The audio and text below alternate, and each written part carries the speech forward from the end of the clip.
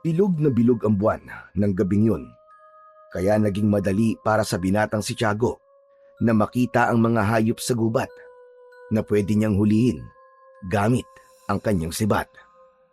Naglagay na rin siya ng ilang bitag para sa mga bayawak sa parte ng gubat na alam niyang madalas na pinupuntahan ng mga bayawak. Kasama ni Tiago ang kaibigan niyang si Dodong na ilang gabi nang sumasama sa kanya sa pangangaso dahil wala itong pinagkakakitaan. Tiago, baka naman ubusin mo na naman ang mga bayawak dito sa gubat ha? Kagabi ang dami nating nahuli. Iilan lang naman ang kumakain ng karne ng bayawak dito sa atin. Karamihan mga manginginom at lasenggo pa. Bakit ba? Hindi naman nasasayang yung mga hindi nabibentang bayawak ha. Inadobo ko kaya yung mga yun, kaya hanggang kanina may ulam ako. Saka, imposibleng maubos ang mga bayawak dito sa gubat, Dodong. Mabilis lang sila magparami. Ang ibig ko sabihin, Tiago, baka pwedeng huwag kang gahaman sa panguhuli ng mga hayop dito sa gubat para mabilis sila makapagparami. Alam mo ikaw, ang dami mo sinasabi. Samahan mo na nga lang ako. Tignan natin yung mga bitag na nilagay natin doon. Paniguradong may huli na ang ilan sa mga yon. Gamit ang isang flashlight, ay tinanglawan ni Tiago ang dinadaanan nila ni Dodong. Dumating sila sa unang bitag. Nakita nila ang isang malaking bayawak na nagpupumiglas sa loob ng patibong. Pinuntahan pa nila ang iba pang patibong at 2 bayawak pa ang nahuli nila na inilagay nila sa isang sako. Ayos! Jackpot! 3 kagad ang nahuli natin. Malaki-laking pera to bukas. Di kung ganun, pwede na tayong umuwi, Tiago. Ano ka ba naman, Dodong? Napakaaga pa para umuwi. Hindi lang bayawak ang mahuhuli natin dito. Meron pa ditong baboy ramo at kung ano-ano pang ligaw na hayop. Pero, malaki na ang kikitain natin sa 3 bayawak na yan, Tiago. Tara na, umuwi na tayo. Bira talaga tong taong to. Kung gusto mong umuwi, ikaw na lang. Basta, hindi ako aalis dito hanggat hindi ako nakokontento sa mga nahuhuli ko. Wala nang nagawa si Dodong, kundi ang mapakamot sa likod ng ulo. Nang magsimulang maglakad si Tiago, ay sumunod sa kanya si Dodong.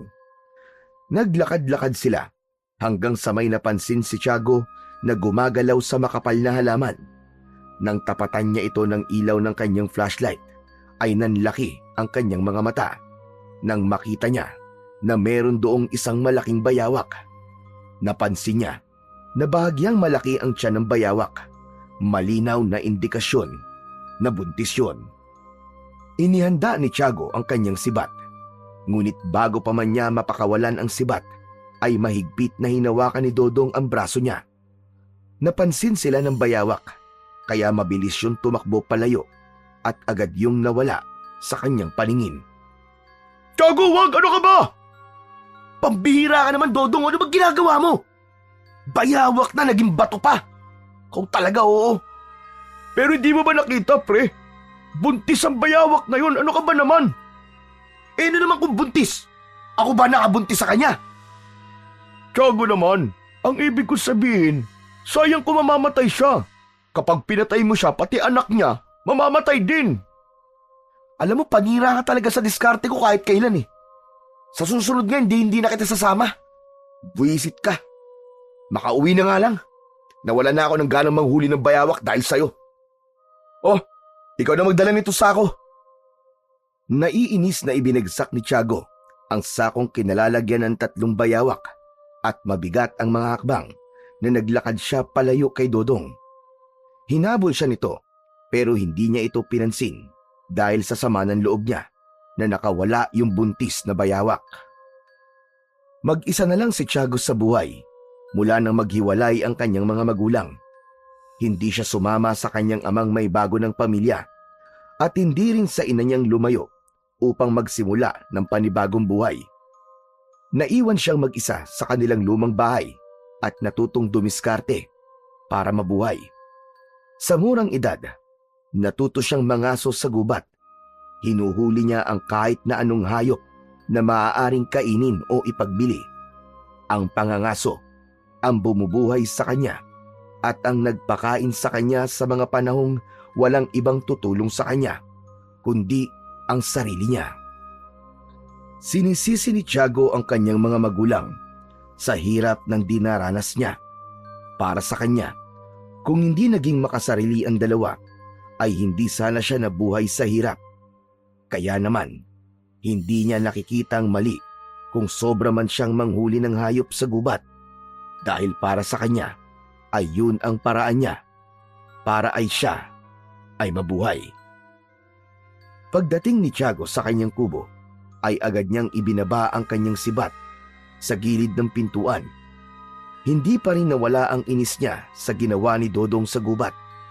Sayang ang dapat ay dagdag na kikitain nila sa gabing yun. Umupo siya sa may hagdan, sa may pintuan at hinintay ang pagdating ni Dodong. Makalipas lamang ang ilang sandali, ay dumating na nga si Dodong habang pasan ang sako kung saan nakalagay ang mga bayawak na nahuli nila sa gabing yun. Inilapag nito ang sako sa lupa at halos hindi ito makatingin ng diretsyo sa kanya. Pasensya ka na, Tiago ah. Alam kong galit ka pa rin sa akin. Pero, kaya kita pinipigilan kanina dahil buntis yung bayawak na yun, pare. Kapag nanganak siya, mas dadami mahuhuli natin. Hindi naman sa gusto kitang pigilan mga aso, pre. Pero isipin mo na lang, kung uubusin natin ang mga hayop sa gubat, ano na lang ang mahuhuli natin sa mga susunod na gabi? Di ba? Tama na nga yan, Dodong. Huwag ka na magpaliwanag. Nangyari na ang hindi dapat mangyari. Sige na, umuwi ka na. Bukas na lang ulit tayo magkita. Baka umupa na ang inis ko sa'yo. O sige, Tiago. Bukas na lang. Malungkot na tumalikod si Dodong at marahang naglakad palayo. Kinuha naman ni Tiago ang sako at ipinasok sa kanyang kubo. Matapos yun, ay isinarado na niya ang pinto at humiga na siya sa kanyang papag. Habang nakatingin sa kisame, ay hindi pa rin mawala sa isip niya ang nakatakas na buntis na bayawak. Alam niyang wala na siyang magagawa, kaya pumikit na lang siya at sinubukang matulog. Kinabukasan, maagang nagising si Tiago. Agad siyang lumabas ng kubo upang maghilamos sa drum ng tubig na nasa gilid ng bahay. Nang makaramdam ng konting ginhawa, ay bumalik siya sa loob at nagsalang ng mainit na tubig sa pugon. Maya-maya pa ay nagtimpla na siya ng kape at umupo sa mahabang bangko na nasa harapan ng kanyang kubo. Matapos maubos ang kape, kinuha niya sa sako kung saan nakalagay ang 3 bayawak. Pumunta siya sa palengke at mabilis niyang naibenta ang mga yon sa isang suki niyang tindero ng karne. Nang makuha ang bayad, ay agad siyang umuwi. Nang makabalik na si Tiago sa kanyang kubo, ay nadatnan niyang nakaupo sa hagdan si Dodong. Lumapit siya rito at inilabas ang perang kinita mula sa pinagbentahan nila ng mga bayawak. Hinati niya yun sa 2 at inabot ang parte ni Dodong. Ito ang parte mo, Dodong oh. Ating kapatid yan ha. Kinuha ni Dodong ang pera, ngunit ibinalik nito ang 100 piso kay Tiago. Napakunot ng noo si Tiago at tinignan ang perang inaabot ni Dodong. Para saan yan? Bayad ko sa inis mo kahapon. Alam ko nagagalit ka pa rin sa akin dahil sa ginawa ko kagabi. Sa'yo na yan. Pero sa susunod, huwag mo na akong pipigilan sa gusto kong gawin sa pangangaso ko ha. Hayaan mo lang ako sa diskarte ko. Kung palagi mo akong pakikialaman, hindi na kita isasama talaga. Mas mabuti pang mag-isa na lang ako kaysa may kasama nga ako pero panay naman ang kontra sa gusto kong gawin. Pasensya na ulit, Tiago ha. Di ko na uulitin yun. Habang nag-uusap sila, napatingin si Dodong sa sampayan sa gilid ng kubo. Nakabitin doon ang mga pinatuyong balat ng bayawak mula sa mga bayawak na nahuli ni Tiago at hindi nila naibenta. Ang dami mo na palang nahuling bayawak, Tiago, no? Pwede mo na yatang gawing damit ang mga yan eh. Mas marami pa sa mga nakasabit na yan ang nahuli ko. Ang iba, naibenta ko na. Ganun ba? Sige, Tiago. Alis na ako. Magkita na lang ulit tayo mamayang gabi. Tumango si Tiago at pinagmasdan si Dodong habang naglalakad yon palayo. Nang wala na si Dodong, ay nilapitan ni Tiago ang mga balat ng bayawak na nakasabit sa sampayan. Napangisi si Tiago habang iniisip kung gaano nakarami ang nahuli niya sa mga nagdaang taon. Hindi tulad ng iba na itinatapon lang ang balat ng bayawak matapos katayin. Siya ay may sariling paraan ng pagpapahalaga sa kanyang mga nahuhuli. Para sa kanya, ang bawat piraso ng balat na nakasabit ay patunay ng kanyang pagiging mahusay na mangangaso sa kanilang baryo. Hinawakan ni Tiago ang isa sa mga pinakaluma at pinakamatigas na balat ng bayawak. Yun ang isa sa unang bayawak na nahuli niya nung binatilyo pa siya. Noon pa man, alam na niyang sa pangangaso siya mabubuhay, kaya wala siyang balak na ihinto yun. Isa lang ang sigurado kay Tiago, hanggat may bayawak sa gubat, ay hindi siya titigil sa pagiging mangangaso. Maya-maya pa, ay nagdesisyon na si Tiago na pumasok sa kanyang kubo. Ngunit nang tatalikod pa lang siya, ay narinig naman niya ang garalgal na boses ng kanyang kapitbahay na si Lolo Tunying. Ito ang nag-iisang albularyo sa lugar nila. Aba, napakarami mo na palang nahuling bayawak, Tiago. Pero sigurado ko, hindi lang bayawak ang nahuli mo sa gubat. Tama ba ako? Tama po kayo, Lolo Tunying. Nakakahuli rin po ako doon ng baboy ramo at ahas. Kung minsan naman po, may naliligaw pang usa. Lahat ng yan po, na ibebenta ko po sa palengke. Alam ko naman na yan ang ikinabubuhay mo. Pero Tiago, magdahan-dahan ka naman. Huwag kang masyadong abusado. Napansin kong halos gabi-gabi ka nang nangangaso ah. Hindi mo pinatatahimik ang mga hayop sa gubat. Aba, Lolo Tunying, ano naman po masama kung gabi-gabi po ako nangangaso? Mas mabuti nga po na napapakinabangan ng walang kwentang hayop sa gubat. Kesa naman po sa magutom ako o kaya maging sakit ng ulo dito sa lugar natin. Di ba, Lolo Tunying? Tiago, tandaan mo ito, iho. Lahat ng nilalang ng Diyos ay may silbi. Kaya mali ang paniniwala mo na walang kwenta mga hayop sa gubat. Ang bayawak na hinuhuli mo ay may mahalagang ginagampanan sa pagbalanse ng kagubatan. Ang bawat hayop sa gubat ay may papel na ginagampanan. At kung patuloy mo sisirain ang balanseng yon, baka isang araw ay singiling ka ng pang-aabuso mo sa mga hayop na nasa gubat.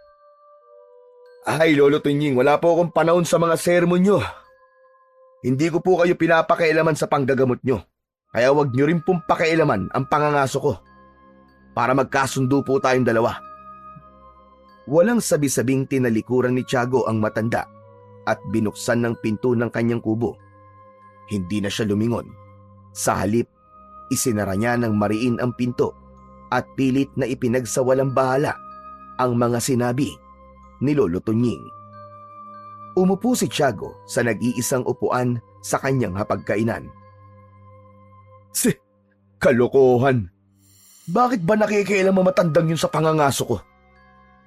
Para kay Tiago, walang kahit na sino ang pwedeng makialam sa kung paano niya gustong kumita ng pera. Lalo na si Lolo Tunying na wala namang alam sa hirap ng buhay niya. Hindi naman ito ang nagpapakain sa kanya. Wala itong karapatang sabihan siya ng dapat at hindi niya dapat gawin. Kung hindi siya manguhuli ng hayop sa gubat, ay hindi niya na alam kung paano siya mabubuhay, lalo na't hindi siya nakatapos sa pag-aaral. Hindi naman siya tulad ng iba na may pamilyang maaasahan o kayang sumandal sa ibang tao. Mag-isa lang siya sa buhay at ang pangangaso lang ang tanging bumubuhay sa kanya. Napailing na lang si Tiago at kinuha niya ang baso na may tubig na nasa ibabaw ng kanyang maliit na mesa.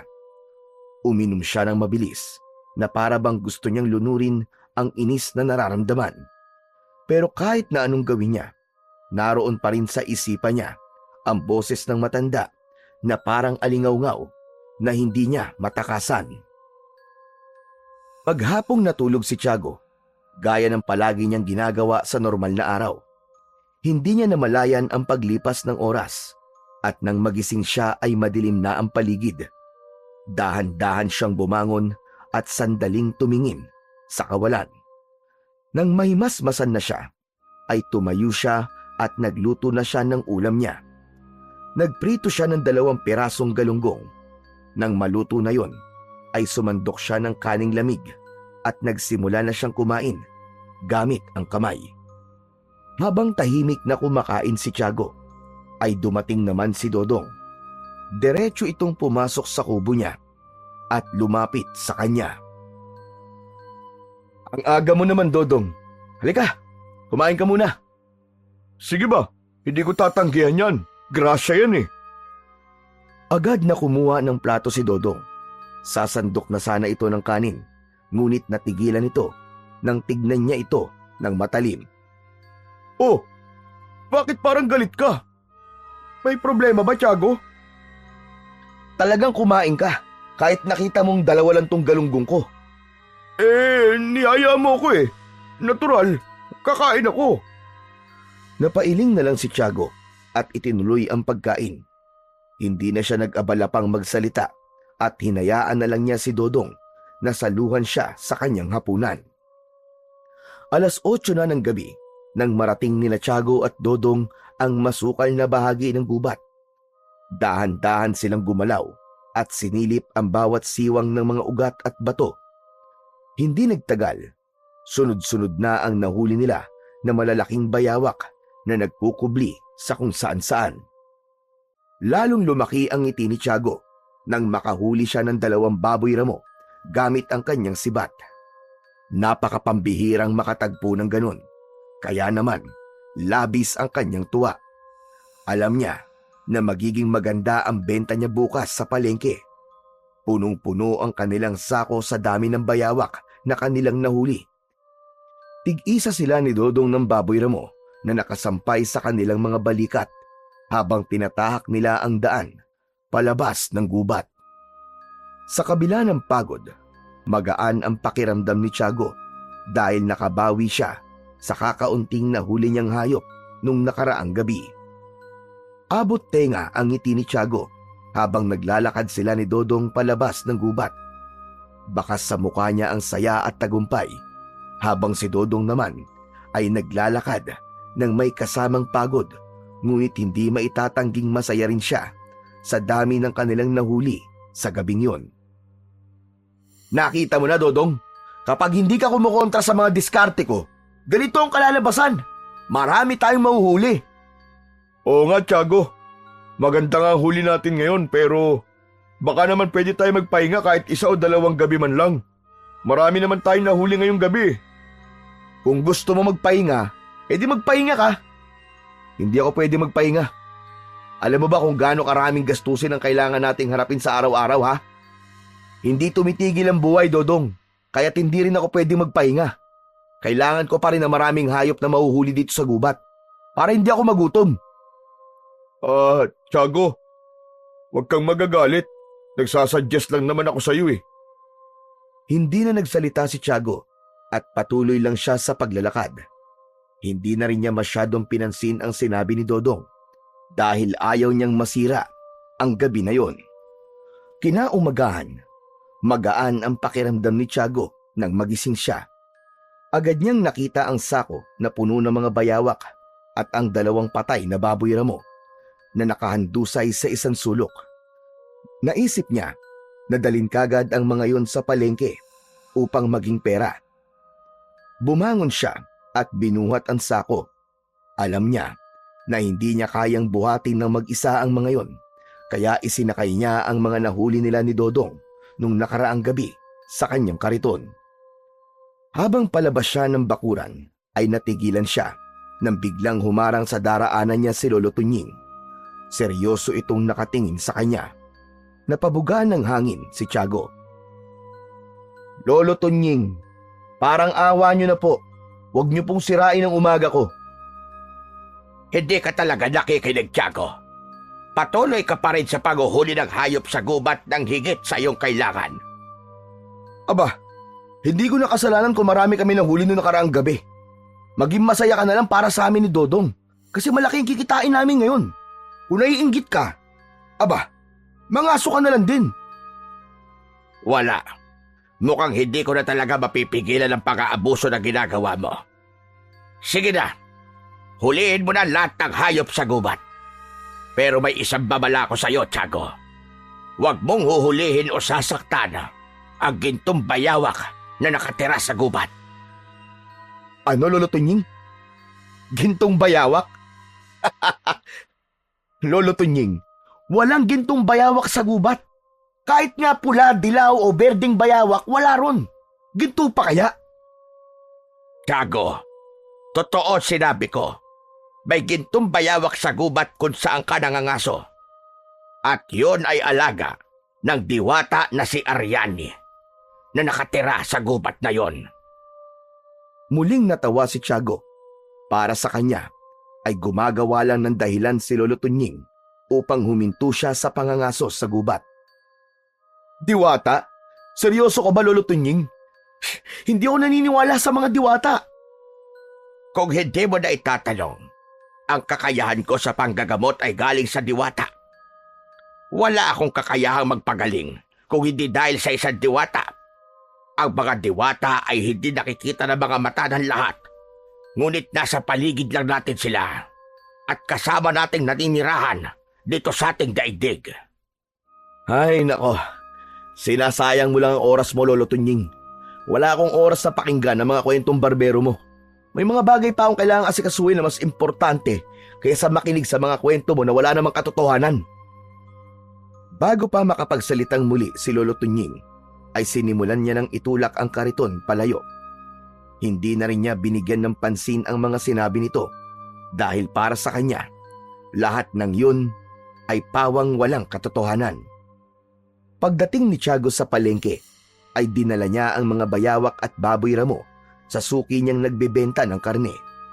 Nang mabayaran na siya, ay hindi maipaliwanag ni Tiago ang sayang lumukob sa kanya habang hawak ang perang kanyang napagbentahan.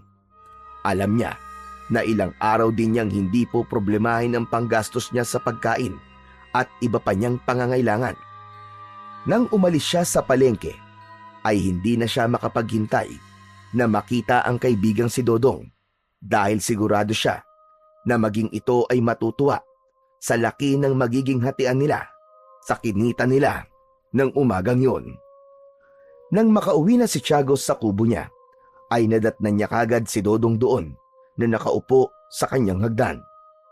Lumapit siya sa kaibigan at ibinigay niya rito ang parte nito sa napagbentahan nila sa mga nahuli nilang hayop nung nakaraang gabi. Agad naman yung kinuha ni Dodong at matipid itong ngumiti. Oh, Dodong, ito ang parte mo sa napagbentahan natin, ha? Malaki-laki yan. Maraming salamat, Tiago. Malaking tulong to sa amin. Napansin ni Tiago ang bahagyang lungkot sa mukha ni Dodong na hindi nito naitago kahit pilit itong ngumiti. Teka. Parang ang lungkot mo yata. May problema ka ba? Kasi hindi mo na ako makakasama sa isa pangangaso ng ilang gabi. Bakit naman?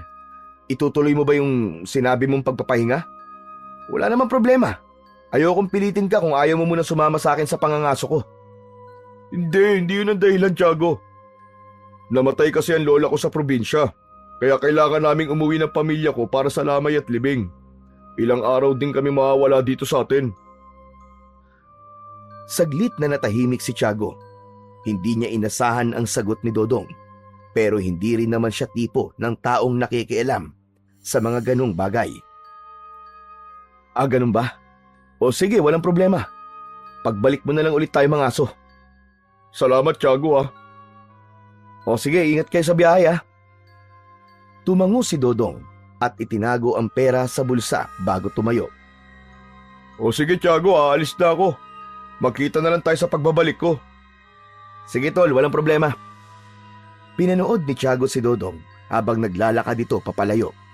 Ang totoo ay wala naman siyang pakialam kung wala si Dodong dahil ilang taon din siyang nangaso na mag-isa bago sumama si Dodong sa kanya. Ang mahalaga, makakahuli pa rin siya ng maraming bayawak at iba pang hayop sa gubat. Nang makaalis na si Dodong, nagpasya si Tiago na magtungo sa palengke upang mamili ng pagkain at ilang gamit na kanyang kailangan sa kanyang kubo. Wala na siyang bigas, wala na ring asin, at gusto rin niyang bumili ng ilang bote ng alak bilang pampalipas oras sa mga gabing hindi siya makatulog.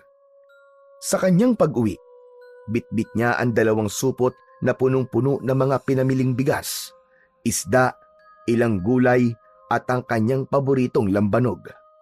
Napangisi siya habang naglalakad pabalik sa kanyang kubo.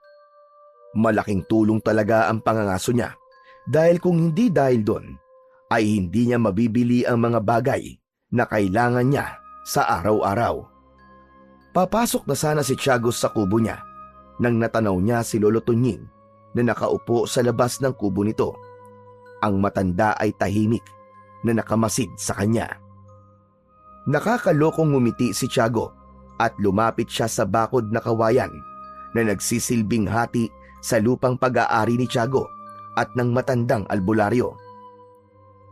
Lolo Tunying, tignan mo itong mga dala ko. Ang dami ko nabili, no? Buti na lang at masipag ako mga aso sa gubat, di ba? Nagyayabang ka ba sa akin, Tiago? Hindi naman po, Lolo. Ipinapakita ko lang po sa inyo kung ano napapala ko sa pangangaso ko. Yung pangangaso ko na lagi mong pinakikialaman. Tumingin ng diretso si Lolo Tunying kay Tiago habang seryoso ang muka. Mag-ingat ka, Tiago. Hindi mo dapat inaabuso ang kagubatan. At higit sa lahat, iwasan mong hulihin ang gintong bayawak. Hindi siya nakikialam ako sa'yo. Ayoko lang na mapahamak ka. Gintong bayawak? Talaga bang ipipilit mo pa rin sa akin ang gintong bayawak sa gubat na sinasabi mo?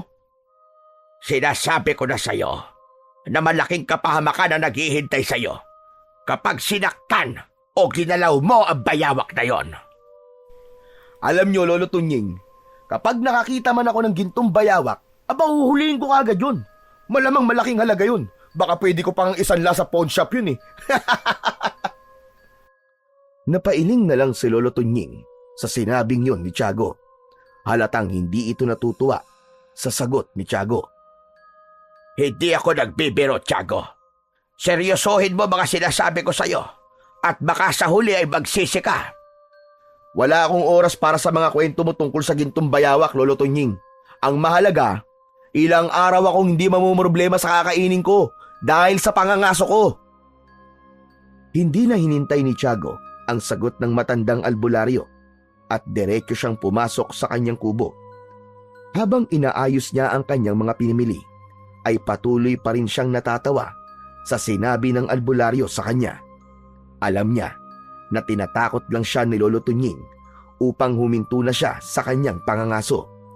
Kung anuman ang dahilan nito kung bakit nito yun ginagawa, ay wala na siyang pakialam. Kinagabihan, gaya ng nakasanayan ni Tiago, ay nagtungo na siya sa gubat upang mangaso. Hindi niya kasama si Dodong sa gabing yon, kaya mag-isa niyang tinahak ang masukal na daan habang dala ang isang sibat at sako. Pumwesto siya sa lugar kung saan palagi siyang nakakahuli ng mga bayawak. Matagal siyang naghintay at nagmatsyag, pero tila mailap ang mga hayop sa gabi na yon. Ilang oras ang lumipas bago siya nakahuli ng isang bayawak at hindi na yon nasundan pa. Napasimangot si Tiago sa labis na pagkainis. Kung ano kasing ikinadami ng huli niya nung nakaraang gabi, ay siya namang kabaligtaran ng gabing yon. Nang wala na talagang mahuli si Tiago at inabot na siya ng madaling araw, ay nagdesisyon na siyang bumalik sa baryo. Pagdating niya sa kanilang baryo, ay agad siyang nagtaka sa kanyang nakita. Ilang bahay ang wasak, may sirang mga dingding at bubong na parabang isang malakas na bagyo ang dumaan. May mga sugatang tao, ang ilan ay may malalalim na galos at pasa. May mga umiiyak at halatang takot na takot at hindi alam ang gagawin. Ang buong baryo ay tila nabalot ng takot at kaguluhan. Sa gitna ng kaguluhan, nakita ni Tiago si Lolo Tunying sa labas ng kubo nito. May ginagamot itong isang lalaking duguan ang bisig, habang may dalawa pang sugatan na tila naghihintay na gamutin nito. Nilapitan ni Tiago ang matanda upang magtanong. Lolo Tunying, ano po nangyari dito sa atin? Bakit nagkakagulo po ang lahat? Hindi lumingon si Lolo Tunying at patuloy lang ito sa kanyang ginagawa. Lolo Tunying, ano ba? Sagutin niyo naman ako! Saka na tayo mag-usap, Tiago. Marami pa akong kailangang gamutin. Pumasok ka na lamang muna sa kubo mo. Hindi na pinilit pa ni Tiago na sagutin siya ni Lolo Tunying. Tumingin siya sa paligid at hindi niya naiwasang mag-alala para sa kanilang baryo. Ngunit wala na siyang nagawa kundi lumakad papasok sa kanyang kubo at doon niya inisip kung ano ba talaga ang nangyari sa baryo nila habang nangangaso siya sa gubat. Pagkagising ni Tiago kinaumagahan, agad niyang naalala ang kaguluhang naganap sa kanilang baryo. Hindi niya mapagtanto kung ano talaga ang nangyari at bakit may mga bahay na wasak, may sugatan at may takot sa muka ng mga tao. Bumangon siya mula sa papag at dumiretso sa lutuan upang magtimpla ng kape. Lumabas siya ng kubo at sa labas niya, inumpisahang inumin ang kape. Napatingin siya sa gawin ng bahay ni Lolo Tunying at nakita niya ang matanda na nakaupo sa labas ng kubo nito. May hawak din itong tasa ng kape. Agad niyang nilapitan ang matandang albularyo. Lolo Tunying, ano ba talaga nangyari dito kagabi? Nasa gubat po ako at wala akong alam sa nangyari dito. Tiago, sinalakay tayo ng mga aswang kagabi. Isang grupo sila na pinamumunuan ni Karim. Napangisi si Tiago at agad na tumawa nang marinig ang sagot ng matanda. Lolo, seryoso ka? Aswang? Sino naman maniniwala sa ganyan? Pabihira ka, Tiago. Magtatanong-tanong ka sa akin tapos hindi ka naman pala maniniwala sa sagot ko. Kasi naman, Lolo Tunying, ang gusto ko malaman ay hindi yung kasinungalingan mo. Hindi ako nagsisinungaling, Tiago. Pasalamat ka at wala ka rito kagabi. Hindi mo naranasan ang takot na dinanas ng mga nakasaksi sa pagsalakay ng mga aswang na yon. Natahimik si Tiago. Tinitigan niya ang mukha ng matanda at naramdaman niyang hindi ito nagbibiro. Humigop muna ng kape si Lolo Tunying bago nagpatuloy sa pagsasalita. Nung araw, dito nakatira si Karim. May mga insidente ng pagpatay ng aswang sa baryo natin. Nang malaman ng mga tao na siyang may kagagawan, agad siyang pinalayas. Pero bago siya umalis, nagbanta siya na babalik siya at maghihiganti sa lahat ng tao rito. Ayan ka na naman sa kwentong barbero mo, Lolo Tunying. Alam mo, sa iba na lang ako magtatanong para makakuha ako ng matinong sagot. Noon gintong bayawak tapos ngayon aswang naman. Grabe ka na talaga. Sige na, diyan ka na. Umiling si Tiago habang patuloy na natatawa at naglalakad pabalik sa kanyang kubo. Pagsapit ng gabi, muling tinahak ni Tiago ang daan patungo sa gubat upang mangaso. May dala siyang sibat at sako habang naglalakad siya sa ilalim ng liwanag ng bilog na buwan. Masaya siya dahil maliwanag ang buwan. Ibig sabihin ay madali niyang makikita ang mga hayop sa gubat. Ayos! Maswerte ako ngayon. Siguradong marami akong mahuhuling bayawak. Nagsimula nang maghanap ng mahuhuling hayop si Tiago. Ngunit pagkalipas ng ilang oras na paglalakad at paghahanap, wala siyang kahit isang hayop na nakita. Kahit ang mga bayawak, na kadalasan ay madaling mahuli, ay tila naglaho sa paligid. Ramdam niya ang hindi pangkaraniwang katahimikan ng gubat. Ano bang nangyayari? Bakit parang biglang nawala mga hayop dito? Dismayado na si Tiago, ngunit hindi pa rin siya sumuko. Hindi niya hahayaang umuwi siyang walang dala. Kaya nagdesisyon siyang tumungo pa sa mas malalim na bahagi ng gubat. Isang lugar na hindi pa niya napupuntahan noon. Habang naglalakad, napansin niyang unti-unting lumalabo ang liwanag ng buwan dahil sa makapal na sanga ng mga puno. Ang hangin ay mas lumamig. Sa kabila ng kakaibang pakiramdam na bumalot sa kanya, ay itinuloy pa rin niya ang kanyang paglalakad. Habang naglalakad si Tiago, sa hindi pa niya napupuntahang bahagi ng gubat, bigla siyang napahinto nang mapansin niya ang isang napakalinis na lawa na tila hindi pa nagagalaw ng tao. Kumikinang ang tubig doon sa ilalim ng liwanag ng buwan. Sa ibabaw ng tubig ay may mga alitaptap na lumilipad. Pakiramdam ni Tiago ay nasa ibang mundo siya ng sandaling yon. Wow! Ang ganda naman dito! Bakit ngayon ko lang ito nakita? Teka, baka mas maraming hayop dito ah. Lumapit si Tiago sa gilid ng lawa at pinagmasdan ang malinaw na tubig na animoy salamin. Ngunit bago pa siya tuluyang malibang sa kagandahan ng lugar na yon, ay bigla siyang natigilan nang may nakita siyang kakaiba sa gitna ng lawa. Sa ibabaw ng isang malaking bato ay may isang bayawak na kakaiba. Ang balat nun ay kulay ginto at kumikinang. Ang gintong bayawak na sinasabi ni Lolo Tunying. Biglang sumagi sa isip niya ang babala ni Lolo Tunying tungkol sa gintong bayawak.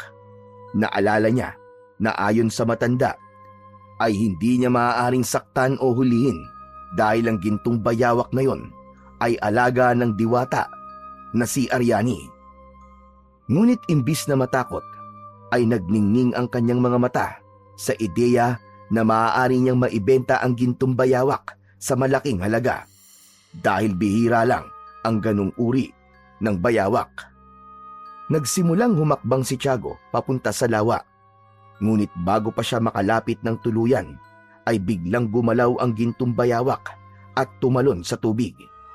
Mabilis siyang lumangoy palayo. Walang pag-aalinlangan na lumusong si Tiago sa lawa na ang taas ng tubig ay hanggang bewang niya. Hinabol niya ang bayawak at ilang beses niya yung tinangkang sibatin, pero palagi yung nakakaiwas. Napakabilis nitong lumangoy at kahit anong gawin niya ay hindi niya yon matama-tamaan. Nagpatuloy ang kanyang paghabol sa gintong bayawak hanggang sa wakas, sa isang mabilis na galaw ng kanyang kamay ay nasibat niya ang gintong bayawak. Tumusok ang matulis na dulo ng sibat sa katawan nito. Hayop kang gintong bayawak ha. Pinahirapan mo pa ako ha. O ano ka ngayon? Huli ka! Isang matinding kasiyahan ang bumalot kay Tiago nang iangat niya ang sibat at nakita niya na nasa dulo nun ang gintong bayawak na nagpupumiglas pa. Makalipas lang ang ilang segundo ay huminto na ang gintong bayawak sa paggalaw at tuluyan na yung binawian ng buhay. Naglakad si Tiago papunta sa pangpang. Nang makaahon na siya sa tubig, ay tinignan niyang muli ang gintong bayawak. Hindi pa rin siya makapaniwala na may ganong uri ng bayawak na nabubuhay sa gubat na yon. Nagulat si Tiago nang biglang umalingaw-ngaw ang isang napakalakas na dagundong na parang kulog na nagmumula sa ilalim ng lupa. Napalingon siya bigla sa lawa. Nanlaki ang kanyang mga mata nang makita niya na may unti-unting nabubuong ipo-ipo sa gitna ng lawa. Ang tubig ay umikot ng napakabilis at tila may bumubulwak na liwanag mula sa ilalim. Hindi siya makagalaw na para bang napako ang kanyang mga paa sa lupa dahil sa pagkakabigla. Mula sa gitna ng ipo-ipo, isang figura ang lumitaw. Isang babae na may hindi pangkaraniwang ganda. Mahaba ang buhok nitong kulay pilak. Sumasayaw-sayaw ang buhok nito sa hangin na para bang may sarili yung buhay. Ang kasuotan nito ay puting tela na malambot at bahagyang kumikinang. Pero ang ikinatakot ni Tiago ay puro puti ang mga mata nito. Lumipad ang babae palapit sa kanya habang bakas sa mukha nito ang matinding pagkapuot. Sino ka? Huwag ka lalapit! Ka lalapit! Lumayo ka sa akin! Hindi siya sinagot ng babae. Nagpatuloy lang ito sa paglapit sa kanya. At sa hindi malamang dahilan, pakiramdam ni Tiago ay parang hinihigop siya ng presensya nito. Nanginig ang buong katawan ni Tiago at hindi niya namalayan na nabitiwan na pala niya ang sibat kung saan nakatusok sa dulo nun ang gintong bayawak. At sa isang iglap ay nasa harapan na niya ang mahiwagang babae. Nanghina ang mga tuhod ni Tiago sa matinding takot na nararamdaman. Kaya napaupo siya sa lupa. Ramdam na ramdam niya ang matinding galit sa kanya ng mahiwagang babae. Hindi kita mapapatawad, Tiago. Dahil sa pagpaslang mo sa alaga kong gintong bayawak. Napasinghap si Tiago. Napatingin siya sa gintong bayawak na nakahandusay sa lupa at wala ng buhay. Doon niya napagtanto ang katotohanan. Ang babaeng kaharap niya ay walang iba kundi si Ariani, ang diwatang sinabi ni Lolo Tunying na nagbabantay sa kagubatan na yon. Teka, ikaw si Ariani? Tama ka. At ngayon, isang kaparusahan na hindi mo makakalimutan ang ipapataw ko sa'yo. Patawad, hindi ko alam. Hindi ko alam na alaga mong gintong bayawak na yon. Wala kang habas sa pagpatay sa mga hayop sa gubat na ito. Matagal na kitang minamatyagan, Tiago. Alam ko kung gaano ka kaabusado. Hindi ko talaga sinasadya. Maawa ka sa akin, Ariani. Patawarin mo ko. Hindi na may babalik ng iyong pagiging ng tawad ang buhay ng aking alaga. At hindi rin ito mababago ang lahat ng kasalanan mo sa gubat na ito. Ariani, magbabago na ako, pangako. Maniwala ka sa akin, magbabago na ako. Hindi sapat ang pangako, Tiago. Kailangan mo maramdaman ang aking galit at puot upang maintindihan mo na lahat ng kasamaan na ginawa mo ay merong kaparusahan. Napapikit si Tiago. Nanginginig siya sa takot. Alam niyang hindi siya basta-basta pakakawala ng diwata. Napaatras siya nang makita niyang itinaas ni Ariani ang mga kamay nito. Mula sa palad ng diwata ay lumitaw ang isang makinang na berdeng mutya na animoy na babalot ng mahika. Unti-unting lumutang ang mutya sa hangin. Sa iyong kasakiman at kawalan ng respeto sa kalikasan, ipapataw ko sa iyo ang isang sumpa. Mabilis na lumipad ang mutya. Napamulagat si Tiago nang pumasok yun sa kanyang bibig. Bumaba sa kanyang lalamunan at parang naglakbay sa kaloob-looban ng kanyang katawan. Pilit niyang isinuka ang mutya, ngunit hindi siya nagtagumpay. Pakiramdam niya ay tuluyang naging bahagi na yon ng kanyang laman at dugo. Halos mabaliw siya sa takot at galit. Napatingin siya kay Ariani habang nakikiusap ang kanyang mga mata. Anong ginawa mo sa akin? Ano yung pinalunok mo sa akin? Ang mutya ng gintong bayawak. Sa tuwing magagalit ka o makakaramdam ng matinding emosyon, ay magbabagong anyo ka at magiging isang taong bayawak. At upang hindi ka na rin maging lapastangan sa kalikasan at mga hayop, mawawala lamang ang mutya ng gintong bayawak sa iyong katawan. Kapag nakagawa ka ng isang kabutihang may malaking pakinabang sa maraming tao at sa kalikasan. Hindi mo maaaring gawin sa akin to. Maawa ka! Nagmakaawa si Tiago. Tumayo siya upang lapitan si Ariani. Ngunit bago pa niya magawa yon, ay unti-unti nang naglaho si Ariani sa hangin. Luminga siya sa kanyang paligid sa pag-asang makikita niya ang diwata. Ngunit bigo siya. Ariani! Ariani, bumalik ka! Bawiin mo ang mutya! Alisin mo sa katawan ko to! Huwag mo akong isumpa, Ariani! Ariani! Ngunit kahit na anong sigaw at pagsamo ni Tiago, ay hindi na nagpakita pa sa kanya si Ariani.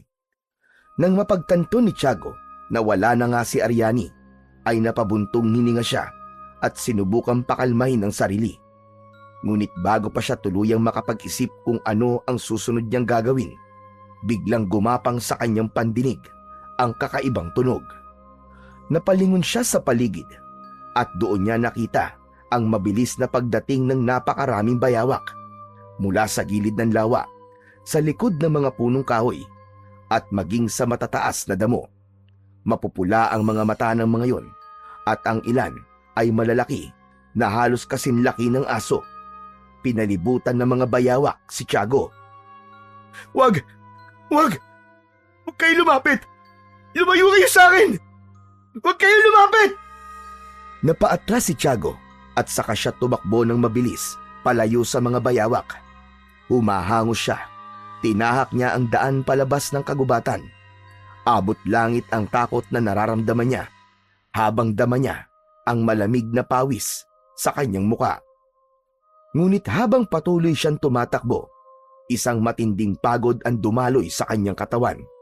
Parang bigla siyang nanghina. Parang may kung anong mabigat na bagay ang pumigil sa kanyang mga paa. Napahinto si Tiago sa pagtakbo habang habol ang kanyang paghinga. Napatingin siya sa kanyang mga kamay at labis siyang nanghilakbot nang makita na matutulis at kulay itim na ang kanyang mga daliri sa kamay. Ang kanyang balat ay mabilis na nagbago. Naging magaspang yun at nagkaroon ng kaliskis ng tulad sa isang bayawak. Napaatras siya sa labis na gulat. Mas lalo niyang naramdaman ang mas matinding pagbabago sa kanyang katawan. Lumapad ang kanyang dibdib at kusang lumabas ang kanyang dila gaya ng sa isang bayawak. Kasunod nun ay naramdaman niya na humaba ang kanyang muka at ang kanyang ilong ay nawala. Nagkaroon siya ng matutulis na pangil. Marahang lumabas mula sa kanyang likod ang isang mahaba at makapal na buntot. Sa tindi ng sakit at takot na nararamdaman niya, napasigaw si Tiago ng malakas. Ang kanyang tinig ay hindi na tinig ng tao, kundi isang malalim at garalgal na hiyaw ng isang halimaw. Hindi na kinaya ni Tiago ang nangyari sa kanya, kaya umikot ang paningin niya. Bumagsak siya sa lupa at doon ay tuluyan na siyang nawalan ng ulirat. Maliwanag na nang bumalik ang ulirat ni Tiago. Agad siyang napasigaw dahil ang unang pumasok sa utak niya ay ang alaala na nag-anyong taong bayawak siya. Ngunit natigilan siya nang napansin niya na nasa loob siya ng isang kubo na hindi pamilyar sa kanya. Napatingin siya sa kanyang mga kamay at napagtanto niyang tao na siya ulit. Wala na ang matutulis na kuko, ang kaliskis at ang buntot. Napahawak siya sa kanyang noo at doon niya naramdaman ang malamig na dahon na nakatapal doon. Biglang bumukas ang pinto ng kubo at pumasok doon si Lolo Tunying na may dalang maliit na palanggana na may lamang tubig. Mabuti naman at nagising ka na, Tiago. Kumusta na ang pakiramdam mo? May masakit pa ba sa'yo? Anong ginagawa ko rito sa bahay mo? Paano ako napunta rito? Napansin kong hindi ka pa umuuwi simula kagabi. Alam ko kasi na madaling araw ay nakakauwi ka na. Bilang kapitbahay mo, nag-alala ko sa'yo kaya nagtungo ko sa gubat para hanapin ka. Nakita kitang nakahandusay sa lupa at walang balay. Kaya nagpatulong ako sa ilang kalalakihan para may uwi ka rito. Sarado ang bahay mo, kaya dito na muna kita dinala. Napalunok si Tiago.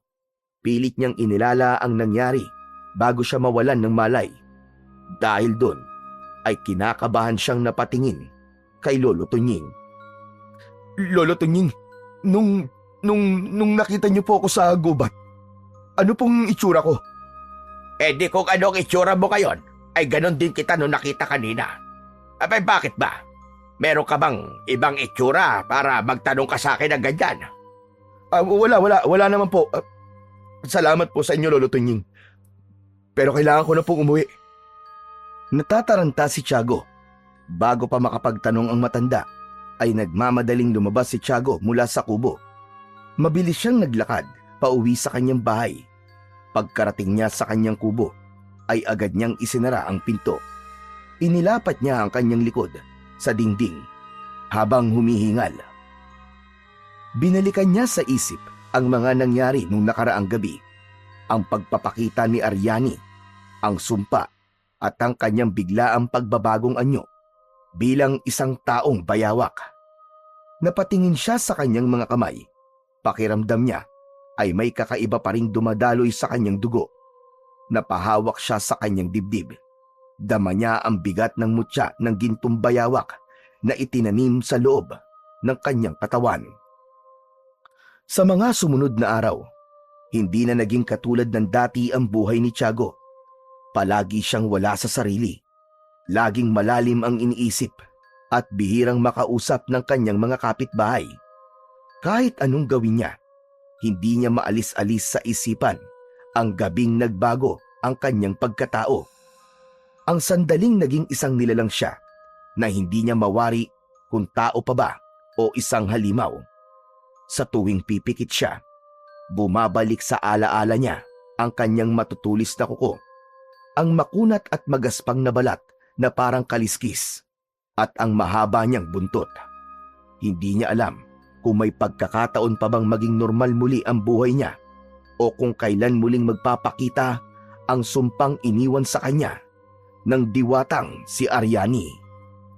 Habang patuloy na naguguluhan si Tiago sa kanyang sariling pagkatao, isang mas matinding panganib ang muling nangyari sa kanilang baryo. Isang gabi, isang panibagong pag-atake ng mga aswang na pinamumunuan ni Karim ang naganap sa kanilang baryo. Inatake ng mga aswang ang lahat ng tao na nakita ng mga yon. May mga namatay at may ilang nasugatan. Habang nangyayari yon, ay nakatago lang si Tiago sa loob ng kanyang kubo. Nasaksihan ni Tiago ang tunay na lupit ng mga aswang. Nakita niya kung paano ginilitan ng matutulis na kuko ni Karim ang isang lalaking nagtangkang protektahan ang pamilya nito. Dahil doon, ay tuluyan na siyang naniwala sa sinabi ni Lolo Tunying na ang baryo nila ay nanganganib dahil sa banta ng mga aswang. Paminsan-minsan ay nangangaso pa rin si Tiago upang meron siyang makain at upang magkaroon siya ng pera. Pero sa bungad na lamang siya ng gubat nag-aabang ng mahuhuli. Takot na siyang magtungo sa mas masukal na bahagi ng kagubatan dahil takot na siyang makaharap muli si Aryani. Isang umaga, habang papunta si Tiago sa palengke, ay nadaanan niya ang isang grupo ng mga lasing na nag-iinuman sa gilid ng kalsada. Napansin siya ng isa sa mga yon at agad siyang kinantsawan. Tinawag siya nito na Tiagong Bayawak. Dahil sa uri ng kanyang trabaho, marami pang sinabi ang mga lalaki na naging dahilan upang magpantig ang tenga ni Tiago. Nagsimulang bumangon ang matinding galit sa dibdib ni Tiago. Naikuyom niya ang kanyang kamao habang nanginginig sa galit. Hindi niya matanggap ang pangungutya ng mga lalaki, lalo na't wala siyang natatandaan na may nagawa siyang mali sa mga yon. Mabilis siyang bumalik sa kanyang bahay at dinampot ang kanyang itak. Galit na galit siyang lumabas at dire-diretsong tinungo ang grupo ng mga nagiinuman. Nang makita siya ng mga ito, ay agad na nilukob ng takot ang muka ng mga yon. Ang buong akala ni Tiago ay natakot ang mga nag-iinom sa dala niyang itak. Ngunit nang makita niya ang kanyang kamay, ay napansin niya na matutulis na ang kanyang kuko at ang balat niya ay gaya na ng sa bayawak. Napagtanto niya na natakot ang mga lalaki dahil sa nasaan yung totoong bayawak na naman siya. Labis na nataranta si Tiago, lalo na nang magsisisigaw ang mga lalaki at dinampot ng mga yon ang mga upuan at ibinato sa kanya. Napaatras si Tiago, kasabay ng isa pang paghagis ng bote sa kanya. Wala siyang nagawa kundi ang tumakbo papunta sa kagubatan. Nagdesisyon siyang doon muna siya magtatago habang hindi pa siya bumabalik sa pagiging tao. Makalipas ang ilang oras na pagtatago sa gubat, ay unti-unting humupa ang galit at kaba sa dibdib ni Tiago. Huminga siya ng malalim at pilit na pinakalma ang sarili. Nang tignan niya ang kanyang mga kamay, ay bumalik na yon sa pagiging normal. Nawala na ang matutulis niyang mga kuko, wala na ang kaliskis, at muli na siyang naging isang tao. Napayuko siya at napahawak sa kanyang muka. Hindi pa rin siya makapaniwala na nangyayari yon sa kanya. Tumayo siya at pinagpag ang dumi sa kanyang damit.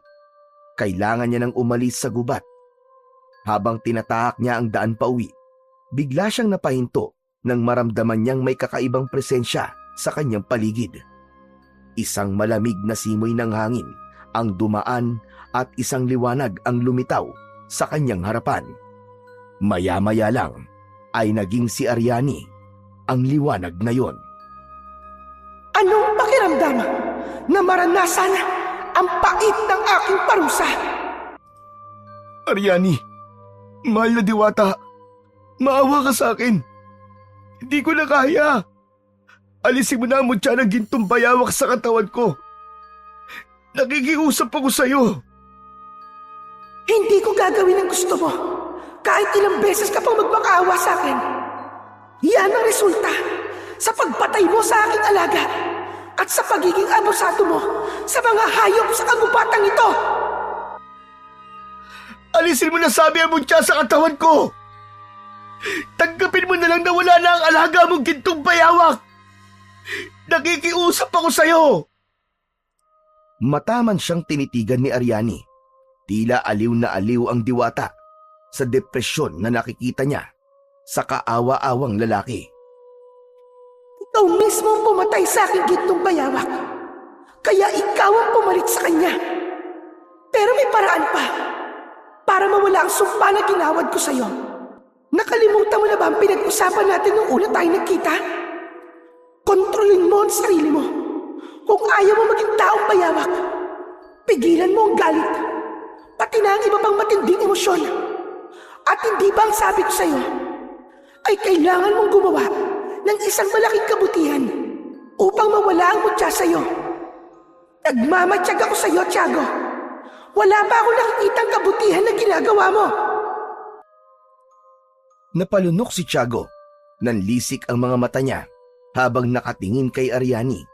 Naisip niya, kung hindi niya makukuha sa pakiusapan si Ariani, ay gagamitan na lang niya yon ng dahas. Niloloko mo lang ako. Pinaglalaruan mo lang ako. Umanda ka sa akin! Sinugod ni Tiago si Ariani. Ngunit bago pa niya to malapitan, ay bigla itong naglaho. Malutong na napamura si Tiago. Sumabog ang sigaw niya sa buong gubat habang nanginginig ang buo niyang katawan. Natigilan siya nang marinig niya ang nakakalokong halakhak ni Ariani. Luminga siya sa paligid, ngunit hindi niya na nakita pa ang mahiwagang diwata. Nanlaki ang mga mata ni Tiago nang maramdaman niyang unti-unti na naman siyang nagiging taong bayawak. Napatingin siya sa kanyang mga kamay at nagsimula na namang umitim ang kanyang mga kuko. Huminga siya ng malalim at pilit na pinakalma ang kanyang sarili. Pumikit siya at isinantabi niya ang galit niya kay Ariani. Ilang sandali lang ay bumalik na ang kanyang paghinga sa normal. Hindi na natuloy ang pagbabagong anyo niya nang tuluyan na siyang kumalma. Nanghihinang napaupo si Tiago sa lupa habang patuloy niyang habol ang kanyang hininga. Naisip niya na wala na siyang magagawa kundi tanggapin na nasa kanya na ang mutya ng gintong bayawak. Ang kailangan na lang niyang gawin ay subukan ang solusyon na sinabi ni Ariani upang mawala na ang sumpa at ang mutya sa kanya. Matapos ang ilang minuto ay lumabas na ng gubat si Tiago at mabigat ang dibdib. Ano ba kasing malaking kabutihan ang sinasabi ng Ariani na yun? Nang makalabas na si Tiago ng gubat, ay natigilan siya nang makita niya ang isang matandang babae na hirap sa pagbubuhat ng isang sako. Halata sa payat nitong katawan at mabagal na kilos na hindi nito kayang dalhin ang sako na yun. Naisip ni Tiago na kung tutulungan niya ang matanda, ay baka yun na ang kabutihang hinihintay ni Ariani na gawin niya. Kaya walang pagdadalawang isip na lumapit si Tiago sa matandang babae. Nay, mabigat po yan ah. Ako na po magdadala. Nag-angat ng tingin ang matanda. Halatang nag-aalinlangan ito sa una, pero kalaunan ay ngumiti ito at iniabot sa kanya ang mabigat na sako. Nagpasalamat ito sa kanya. Anito ay hindi nito inaasahan na meron pang mabubuting tao na kagaya ni Tiago. Ayon sa matanda, ay sasakayan ito ng tricycle pupunta. Pinasan ni Tiago ang mabigat na sako ng bigas sa kanyang balikat. Naglakad siya sa ilalim ng matinding sikat ng araw habang nasa unahan niya ang matandang babae.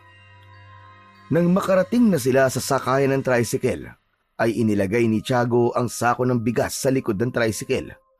Muling nagpasalamat ang matandang babae at kumaway pa ito sa kanya bago sumakay sa tricycle. Mag-iingat po kayo, Nay ah. Kumaway din si Tiago sa matandang babae at nang makaalis na ang tricycle ay napangiwi siya dahil ramdam niya ang pananakit ng kanyang balikat. Paalis na sana siya nang biglang may lumapit na isang lalaki. Bakas sa mukha nito ang pag-aalala habang habol nito ang paghinga. Lumapit ang lalaki kay Tiago at kinausap siya. Pare, pwede mo magtanong? May nakita ka bang matandang babae na may dalang sako ng bigas? Oo. Kasasakay lang ng tricycle eh. Kaalis lang. Bakit? Magnanakaw ang matandang babaeng yun. Ninakaw niya yung sako ng bigas sa tindahan ko. Lang niya naman oh. Natakasan pa ako. Parang binuhusan na malamig na tubig si Tiago. Saglit siyang natigilan at hindi alam kung ano ang mararamdaman nang mapagtanto niya na mali siya ng tinulungan. Kung ganun ay nasayang lang pala ang paggawa niya ng kabutihan dahil magnanakaw ang kanyang tinulungan. Simula ng araw na yon ay sinubukan ni Tiago na gumawa ng iba't ibang kabutihan. Umasa siyang kapag ganun ang ginagawa niya ay tuluyang mawawala ang mutya ng gintong bayawak sa kanyang katawan. Tinulungan niya ang mga kapitbahay sa pagbubuhat ng kanilang paninda sa palengke, nagpakain ng mga pulubi sa bayan, at tumulong sa pag-aayos ng bubong ng isang matandang mag-asawa bago pa man dumating ang bagyo. Sa bawat araw na lumilipas, patuloy siyang naghahanap ng paraan upang makatulong sa iba, kahit na sa pinakamaliit na bagay. Ngunit sa kabila ng lahat ng kabutihang ginawa ni Tiago, ay nanatili pa rin sa kanya ang mutya ng gintong bayawak. Sa tuwing nadadala siya ng matinding emosyon, galit, takot o labis na saya, ay nararamdaman niya pa rin ang pag-init ng kanyang katawan at ang banta na magbabagong anyo na naman siya.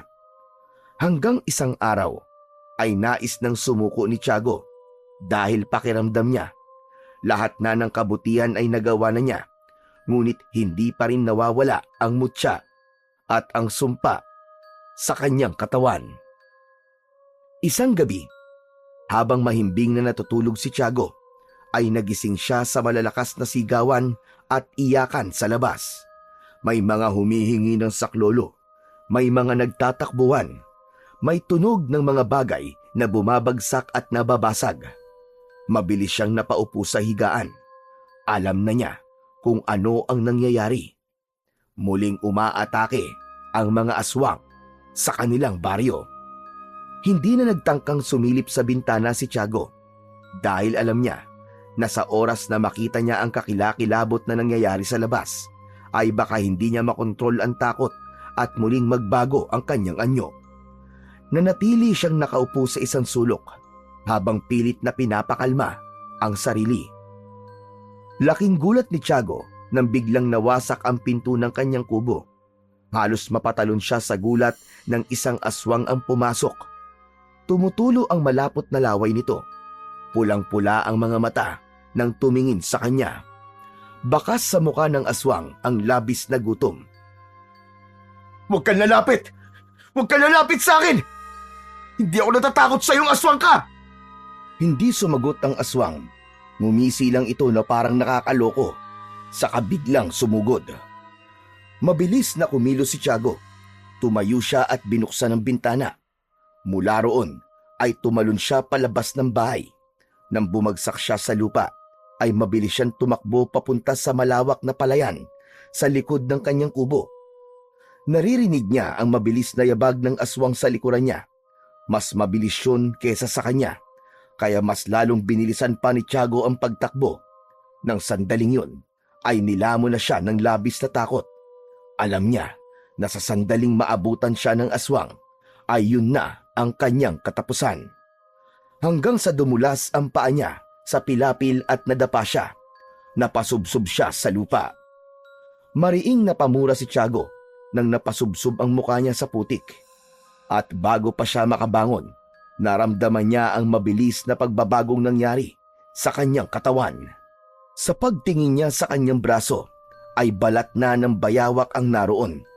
Alam niya na dahil sa matinding takot ay naging taong bayawak na naman siya. Mabilis na tumayo si Tiago. Humarap siya sa aswang at nakita niya na nabigla ito nang makita ang kanyang anyo. Napaatras ang aswang, ngunit agad itong sumugod sa kanya. Sa isang kisap mata ay nasa harapan na niya ang aswang. Itinaas nito ang matutulis nitong kuko para sagpangin siya. Ngunit bago pa nito yun magawa, ay umilag si Tiago ng walang kahirap-hirap. Napansin niyang parang natural lang sa katawan niya ang ganong kabilis na pagkilos. Muli siyang inatake ng aswang, ngunit sa pagkakataon na yon ay hindi na siya nag-atubiling lumaban. Sa hindi maipaliwanag na dahilan, alam niya kung paano makipaglaban kahit wala siyang karanasan na makipaglaban sa mga aswang. Umikot siya sa gilid ng aswang at kinalmot niya ito gamit ang kanyang matatalim na mga kuko. Napunit ang balat at laman ng aswang. Napahiyaw ito at umatras habang hawak ang dumurugong sugat sa tagiliran. Muling umatake ang aswang sa kanya, ngunit lahat ng pag-ataking ginawa nito ay matagumpay na naiwasan ni Tiago. Nang makakita siya ng pagkakataon, ay nilaslas niya ang leeg ng aswang gamit ang kanyang matutulis at mahahabang kuko. Bumagsak ang katawan ng aswang sa putikan. Matagal niya yung tinitigan at nang hindi na yun gumalaw, ay dun niya napagtantong napatay niya ang aswang. Hindi makapaniwala si Tiago sa kanyang nagawa. Luminga siya sa kanyang paligid at mabilis siyang tumakbo nang dahil sa takot na may makakita sa kanya. Patuloy siyang tumakbo hanggang sa tuluyang makapasok sa loob ng gubat. Doon na siya huminto habang habol ang kanyang paghinga at nanginginig ang buo niyang katawan. Umupo siya sa ilalim ng isang malaking puno at isinandal ang likod sa katawan nun. Tahimik siyang naghintay doon sa pagbalik niya sa pagiging tao. Umaga na nang lumabas si Tiago mula sa kanyang pagtatago sa gubat. Habang naglalakad siya pauwi, nanlumo siya sa kanyang nakita. Mga bangkay na nakahanay sa gilid ng kalsada na may mga sugat at bakas ng matitinding kalmot at kagat mula sa aswang.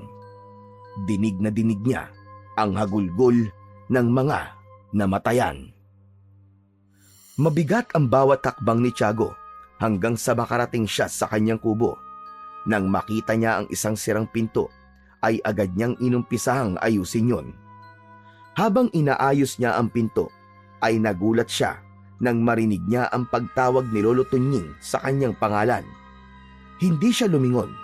Patuloy lang siyang nagkunwaring abala sa pagkukumpuni ng pinto. Alam kong pagod at takot ka, pero kailangan natin mag-usap, Tiago. Bumitaw si Tiago sa martilyo at hinarap ang matandang lalaki habang pinipigilan niya ang galit sa kanyang dibdib. Lolo Tunying, pakiusap. Wala ako sa wisyo para makipag-usap sa kahit na sino ngayon. Umalis na lang po kayo. Nakita kita kagabi. Tumakbo ka papunta sa palayan. Nanlamig si Tiago. Napalunok siya at biglang bumilis ang tibok ng kanyang puso. Labis siyang nag-alala dahil baka nakita nito ang kanyang pagbabagong anyo. Oh, tama kayo. Tumakbo nga ako ron. Hinabol ako ng aswang kaya malamang tatakbo ko para makatakas. May problema ba ron? Alam kong hindi lang yun ang nangyari, Tiago. Matagal ko nang alam ang sekreto mo. Nung matagpuan kita nun sa gubat, ay wala kang malay at nasaan yung taong bayawak ka. At sa mismong harapan ko, bumalik ka sa pagiging tao. Naningkit ang mga mata ni Tiago. Humakbang siya palapit sa matanda at bigla niyang hinawakan ang kwelyo ni Lolo Tunying at hinila to palapit sa kanya. Subukan mo lang na ipagkalat sa iba ang alam mo. At hindi ako magdadalawang isip na patayin ka. Wala akong balak na ipagkalat ang nalalaman ko tungkol sa'yo, Tiago. Kung gusto ko yung gawin, sana matagal ko nang ginawa.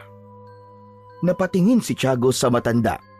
Hindi niya alam kung paniniwalaan niya ito, pero may kung anong sinseridad sa boses ni Lolo Tunying na nagpapagaan sa kanyang loob. Binitiwan niya na ito at matiim itong tinignan. Nandito ako para tulungan ka, Tiago.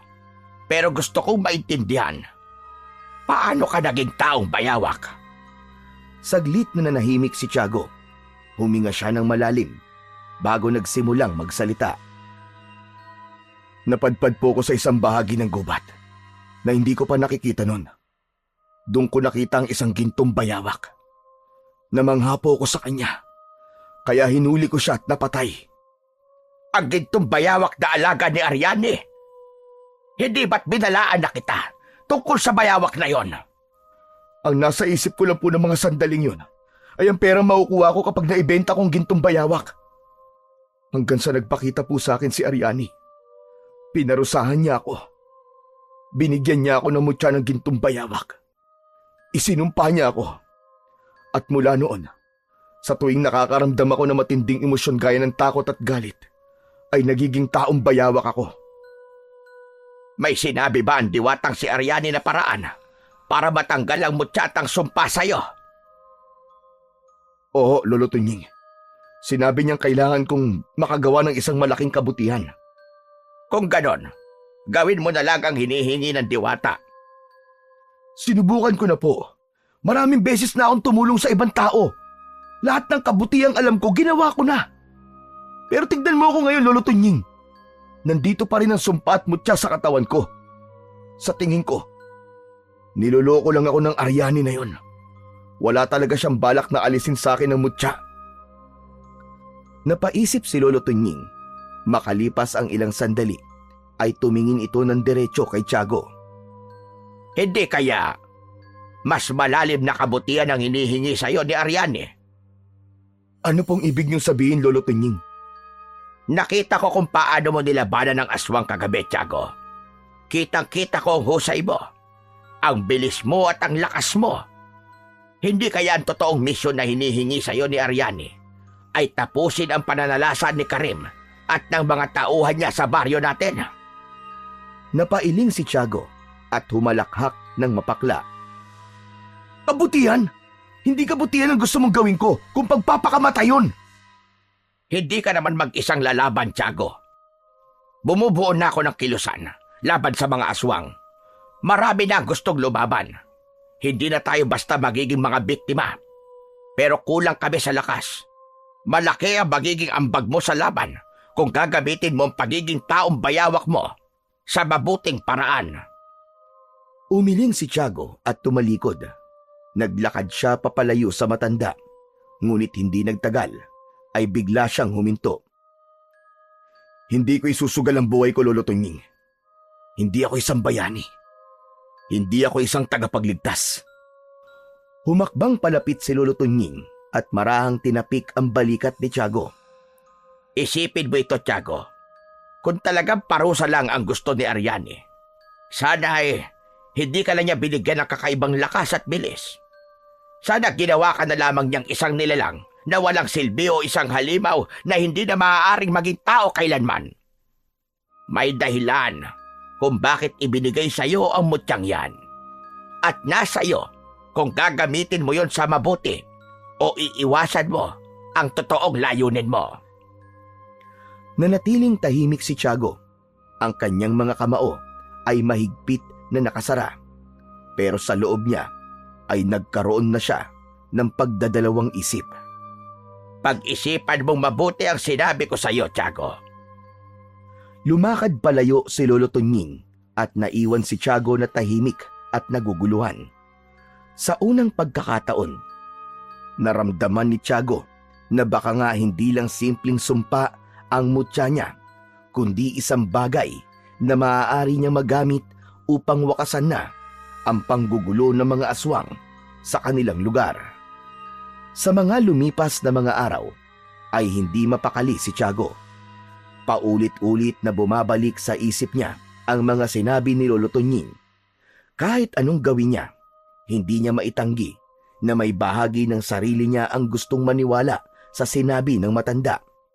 Isang beses na rin niyang napatunayan na kaya niyang pumatay ng aswang. Isang bagay na hindi niya akalaing magagawa niya. Sa wakas, isang gabi, matapos ang mahabang pag-iisip, ay nagdesisyon na si Tiago. Lumabas siya ng kanyang kubo at naglakad papunta sa kubo ni Lolo Tonying. Marahan siyang kumatok sa pinto ng matanda at agad naman siyang pinagbuksan. Aba, Tiago, anong ginagawa mo rito sa ganitong oras? Lolo Tonying, napag-isipan ko na po ang sinabi niyo at nakapag-desisyon na rin po ako. Payag na po ako.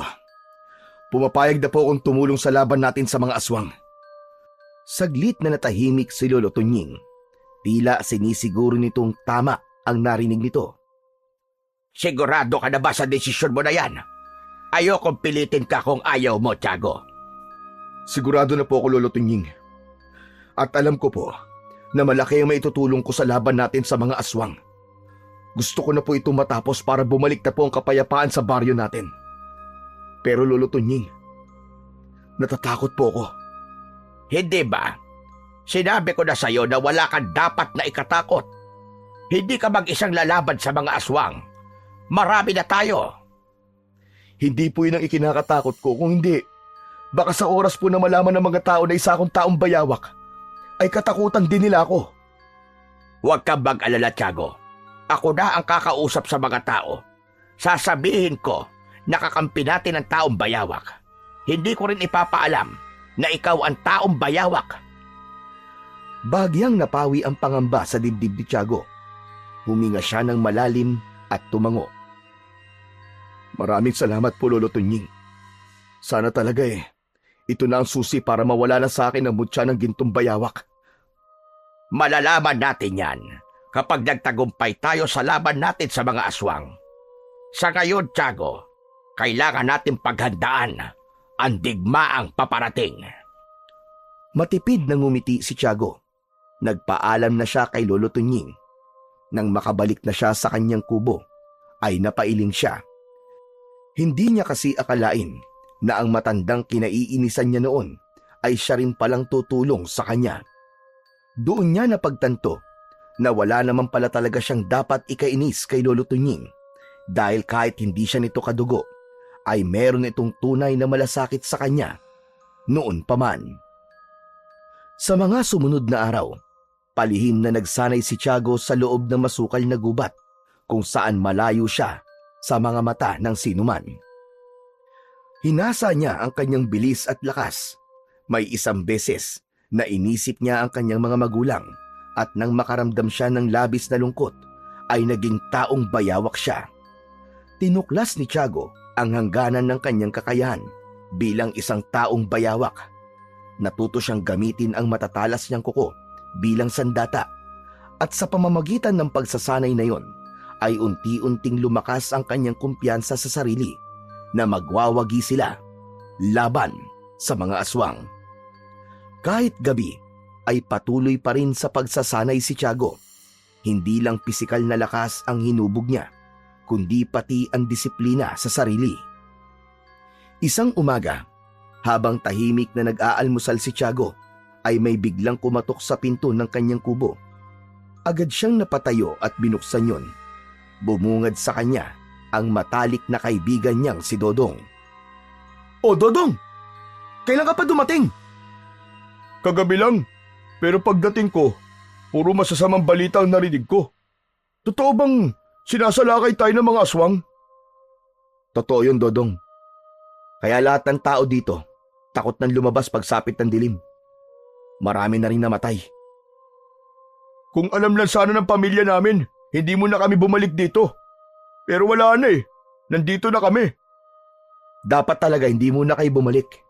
Delikado pa rin dito dahil walang nakakaalam kung kailan muling sasalakay ang mga aswang. Alam ko, Tiago. Pero nakausap ko na rin yung ibang kalalakihan. May kilusan daw na binubuo para labanan ng mga aswang. Sasama kami ni tatay. Sigurado ka ba, Dodong? Hindi ito basta-bastang laban. Mga aswang ang kakaharapin nyo. Sigurado na kami ni tatay. Hindi rin tayo pwede manatili na lang sa takot habang inuubos tayo ng mga halimaw na yon.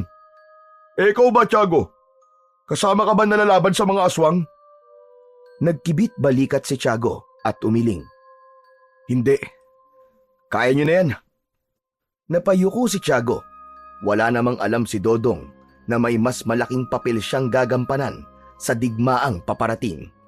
Pero hindi niya maaaring sabihin ang totoo dahil baka katakutan siya ng kanyang kaibigan. Kung yan ang desisyon mo, ay wala na ako magagawa. Pero sana naman, magbago pa ang isip mo. Kailangan ka namin eh. Oo nga pala, maiba ako. Nangangaso ka pa rin ba sa gubat?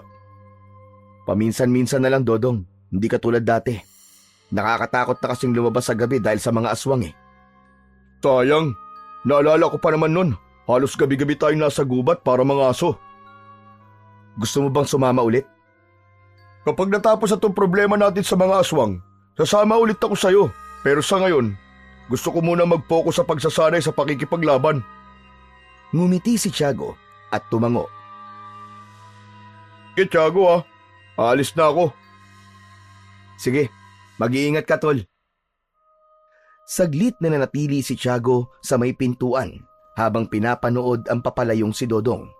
Sa sandaling yun, ay mas pinili niyang wag sabihin kay Dodong ang tungkol sa sikreto niya. Hindi kasi niya alam kung maiintindihan siya nito. Marahil ay darating din ang araw na magkakaroon siya ng lakas ng loob na sabihin sa kanyang kaibigan ang katotohanan. Sa loob ng mga nagdaang araw, patuloy na nagsanay si Tiago nang walang nakakaalam. Pinatatag niya ang kanyang katawan, hinasa ang kanyang bilis at liksi, at inilala ang bawat teknik sa pakikipaglaban na siya mismo ang nakadiskubre. Hanggang isang gabi, nagising si Tiago sa malalakas na sigawan mula sa labas. Agad siyang bumangon at sinilip ang nangyayari.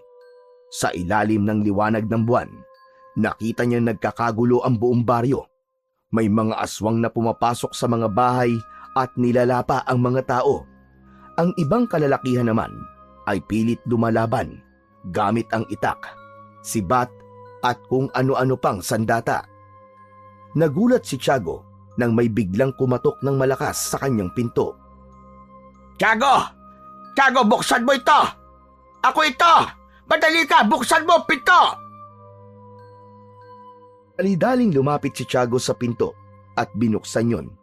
Pumasok si Lolo Tunying habang bakas sa mukha nito ang pag-aalala at takot. Kailangan na nating lumaban, Tiago. Ito na ang gabing tatapusin natin ang kasamaan ng mga aswang at ni Karim. Hindi pa po ako pwede makipaglaban eh. Hindi pa po ako taong bayawak. Kung ganon, ano pang hinihintay mo? Mag-anyong bayawak ka na, bilisan mo, Tiago! Nakalimutan niyo na po ba, Lolo? Kailangan ko makaramdam na matinding emosyon bago ako mag-anyong taong bayawak. Kung ganon, biglang tinaas ni Lolo Tunying ang basto nito at buong lakas na hinampas si Tiago sa balikat. Napaatras si Tiago, ngunit hindi siya nagalit.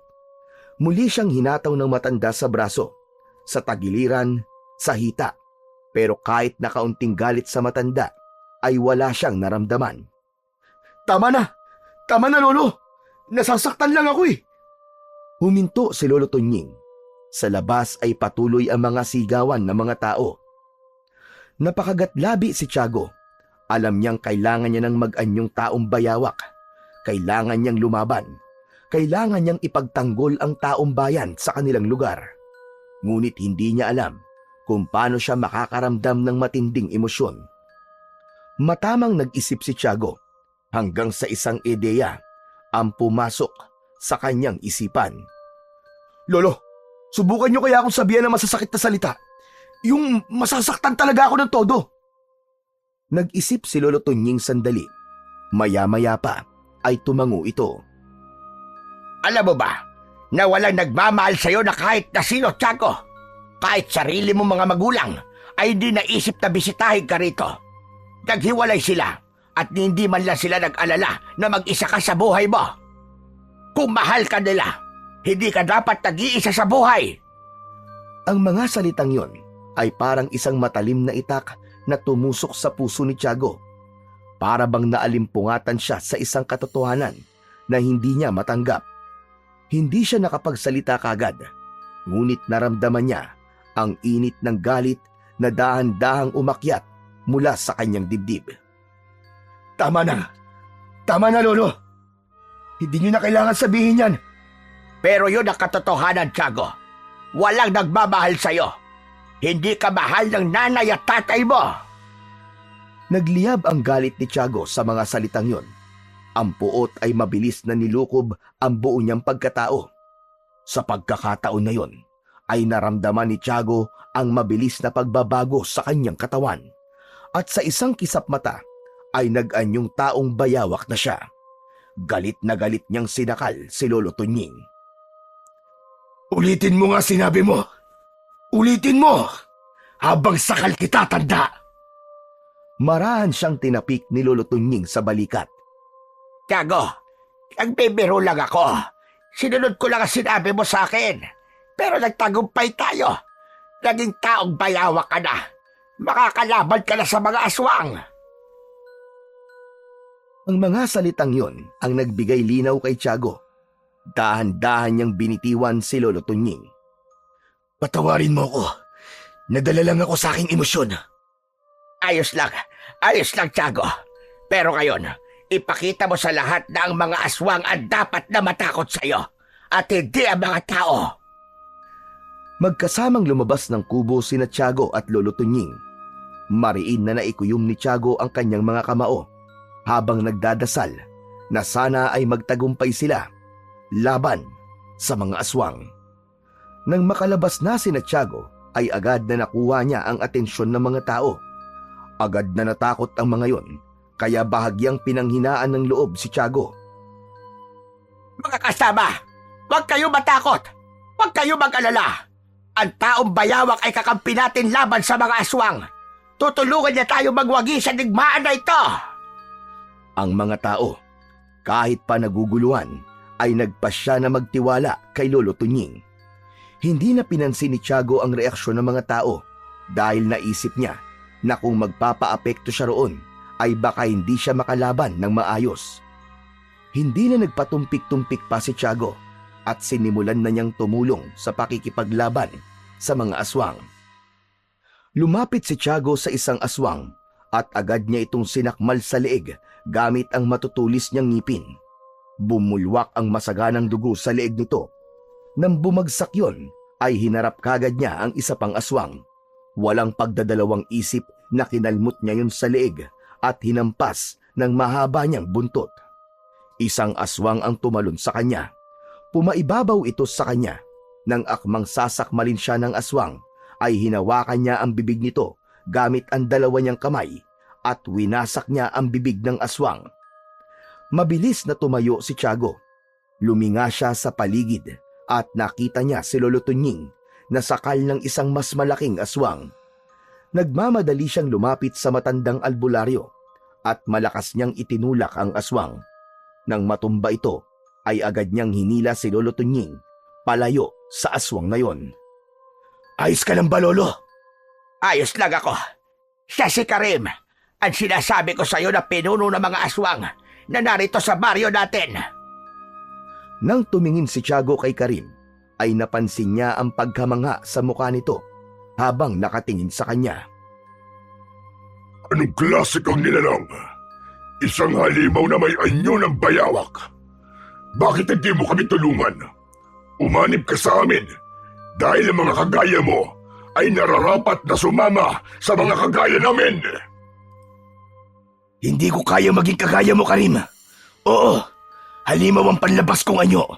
Ngunit hindi ibig sabihin nun ay kagaya niyo ako mamiminsala at papatay ng mga tao. Kung ganun, humanda ka na sa iyong kamatayan! Sa isang iglap, tumalon si Karim at tinanggal itong sunggaban si Tiago. Sa bilis ni Karim ay hindi nagawang iwasan ni Tiago ang pagbaon ng matutulis itong ngipin sa kanyang braso. Malakas niya itong itinulak at halos tumilapon si Karim sa lakas na meron siya. Malakas ka, pero wala ka pa rin laban sa akin, taong bayawak! Muling umatake si Karim. Tumilapon si Tiago nang makatanggap siya ng malakas na suntok mula sa pinuno ng mga aswang. Ngunit mabilis din siyang bumangon. Matalim na tinignan ni Tiago si Karim at isang malakas na sigaw ang pinakawalan niya bago siya sumugod. Ang matatalas niyang kuko ay nag-iwan ng malalalim na sugat sa katawan ni Karim. Bumaon ang mga ngipin ni Tiago sa katawan ni Karim at dahil doon ay nabawasan ang lakas at liksi nito. Galit na sumigaw si Karim. Mabilis itong tumakbo palapit kay Tiago. Nanatili naman si Tiago sa kanyang kinatatayuan. Nang malapit na si Karim sa kanya, ay pinagalaw niya ang kanyang buntot at ubod lakas niyang itinusok ang dulo ng buntot niya sa tiyan nito. Napaigik si Karim nang maramdaman nito ang pagbaon ng buntot ni Tiago sa katawan niya. Mabilis na hinugot ni Tiago ang buntot niya sa tiyan ng kalaban at parang kidlat na sinunggaban niya ito sa leeg. Buong gigil na kinagat niya sa leeg si Karim at walang nagawa si Karim kundi ang mapasigaw. Matapos yun ay nilaslas ni Tiago ang leeg nito ng paulit-ulit gamit ang kanyang matutulis at mahahabang kuko. Tumigil lang siya nang halos humiwalay na ang ulo ni Karim sa katawan nito. Napahinto ang ibang aswang nang makita ang pagkamatay ni Karim. May iba na nagpatuloy sa pakikipaglaban, ngunit marami rin ang umatras at piniling tumakas. Alam ni Tiago na kailangan niya nang umalis dahil anumang sandali ay babalik na siya sa pagiging tao. Mabilis siyang tumakbo palayo sa baryo at tinahak niya ang daan patungo sa gubat.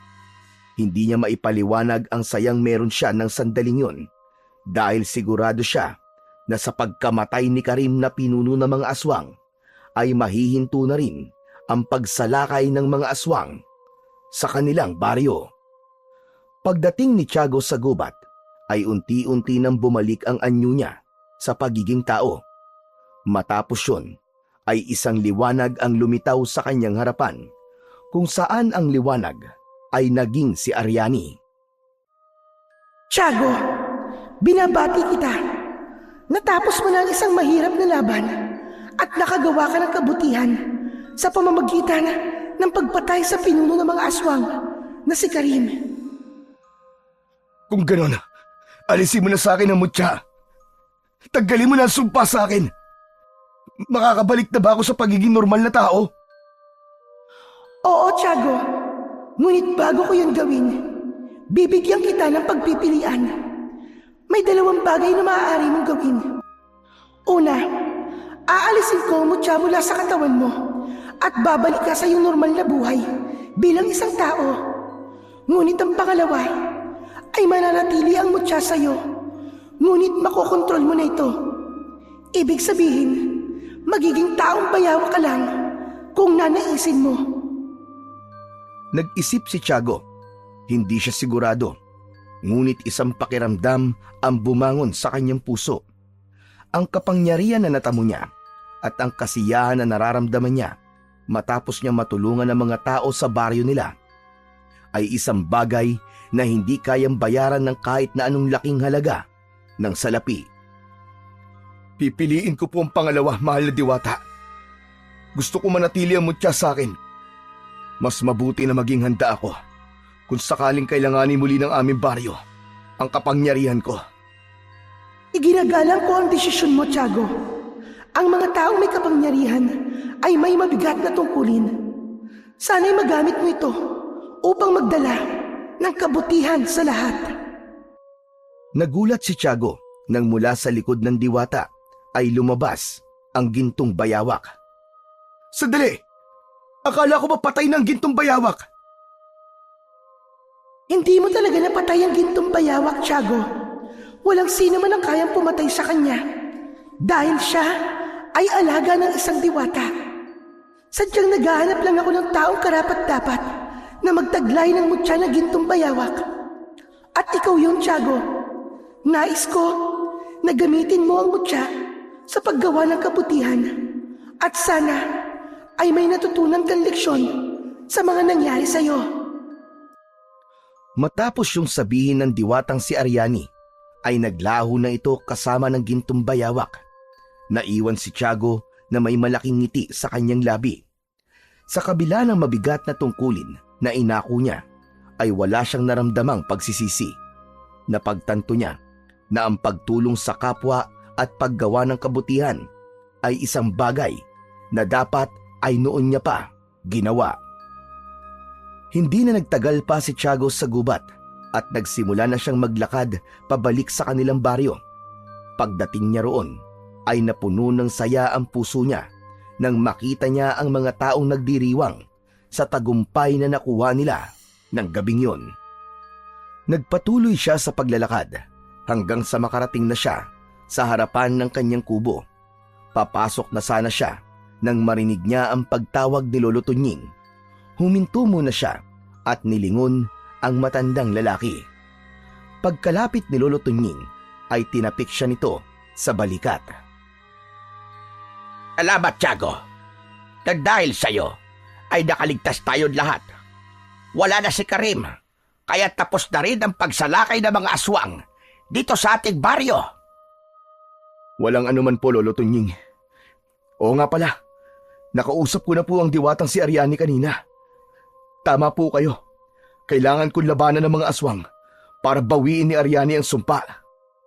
Kung ganon, wala na sa'yo mutya na gintong bayawak.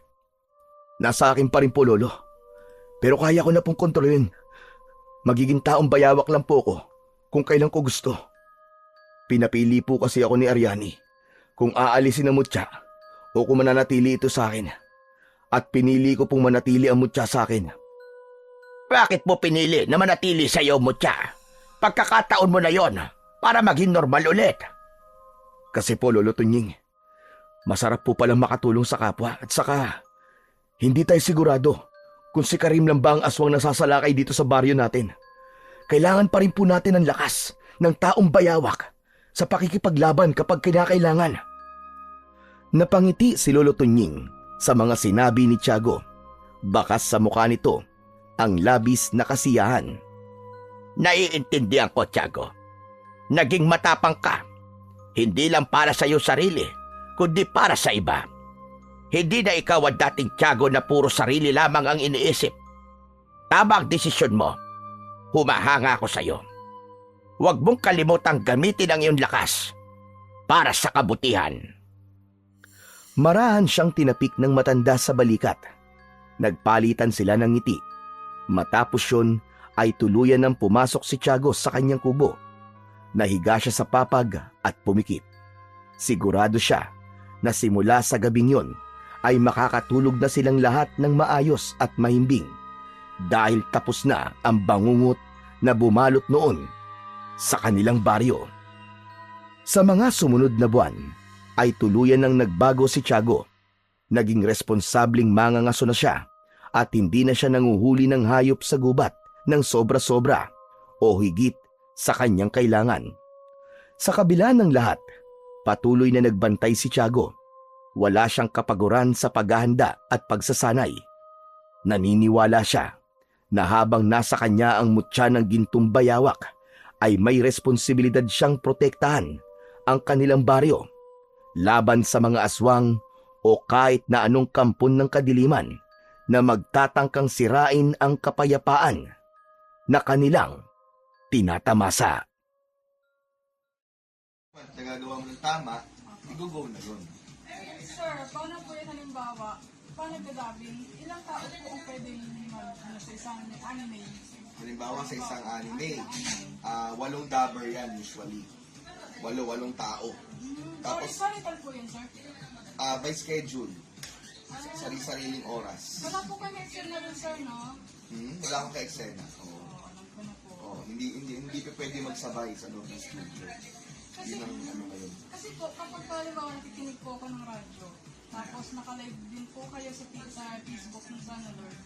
Pinapanood po ni Mama na tapos in-explain po sa akin kung ano pong ginagawa niyo doon. Nakatalikod daw po kayo sa ka-eksena ni Sir. Oo. Hindi kayo magkaharap. Oo. Pero minsan, magkasama kami sa mic. Si Sana Lord yun, ha? Itong live recording. Opo. Oo. Magkakasama kami. Pero pag dubbing, yung dubbing na talagang sa movie or sa series, Yes po. kanya-kanyang oras yun.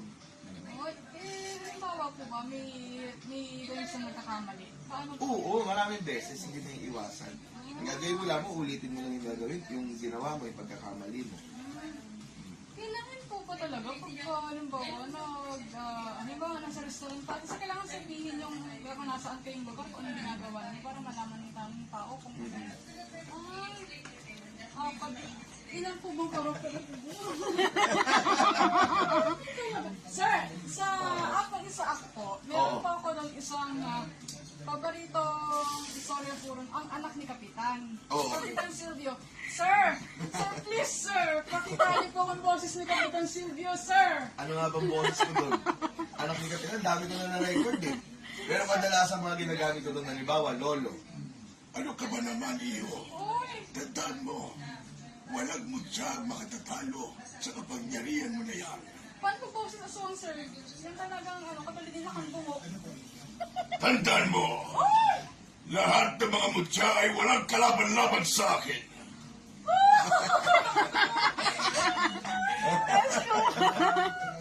Grabe. Nawari, baka hindi ka makatulog nito, Arian. Kaya nga po sa madaling araw niyang ngumingiti. Kung ano, hindi ko matulog. Ngayon pala yung eksena niyo po pala, inaano niya, dinadama niya pa. Maraming salamat sa iyo, Sir, Aryan. sir, wala pang ano man, sir. Basta po, marami pa po kayong, Napabot na ng bag ko. marami po kayong gawin na YouTube channel. Tsaka balik kay Sana Lord, sir.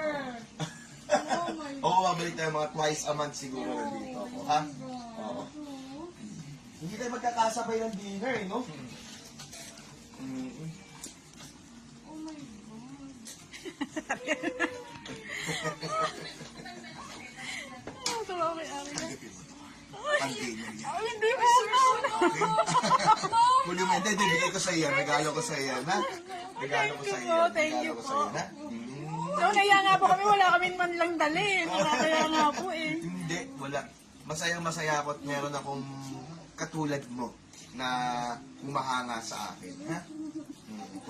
Basta masaya ako na sa tuwing napapakinggan mo ko, kahit pa paano nagiging masaya ka. Ha?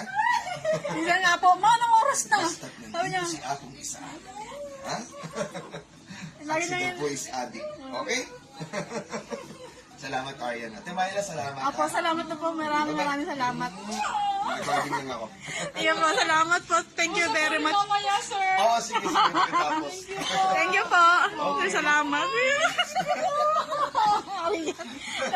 Habol ka sa Share mo pamasko. sa akin yung video, ha? Opo. Papanoorin ko. Sige po, salamat Sa po. asawa ko. Oh my God.